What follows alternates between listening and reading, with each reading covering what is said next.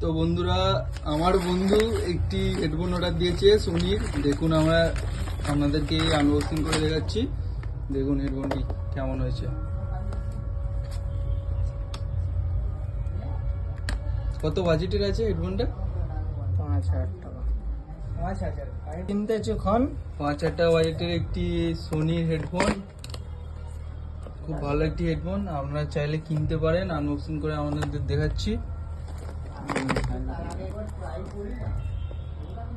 দেখুন মানে পজ করে রাখলে দেখুন আপনারা মনোযোগ সহকারে।